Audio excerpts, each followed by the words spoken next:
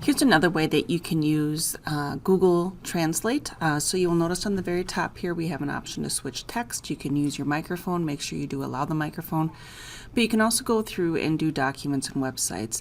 Let's say that I'm going through and I am working on this presentation. And so this is one that a Google slideshow, and I need it translated for my students. And I just want to share it with them. They'll see it in class, but they can then follow along in their native language. So what I'm going to do is I'm going to download this.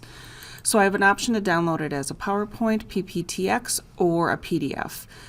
Sometimes when you download it as a PowerPoint, the file size might be too big, and I'll show you what will happen. So I'm just going to download this. I'm going to go to Google Translate, and I'm going to switch up here from text to documents. I'm going to browse on my computer, and I'm going to find this PowerPoint presentation. And when I click on open, it's going to tell me this file size is too big. I'm going to say, okay, got it. So it's not really important that they have this in Google Slides or in a slideshow format. So I'm going to go ahead and go to File, and I'm going to download it, and I'm going to choose PDF. So it's just going to take each slide and put it on as a separate page. So now what I can do is on this Google Translate, I can go ahead and browse my computer. And I'm going to go right here, and I'm going to choose that PDF file. Right here, my detect language is English, and I'm going to go ahead and translate this into Russian. I'm going to click on Translate.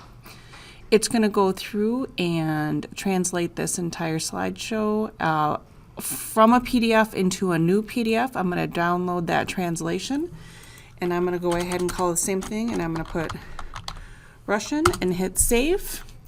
And then if I go through and look at this slideshow, you're going to see now the whole slideshow was converted over into the Russian language. Images, obviously it's not going to be there, but the text would be converted.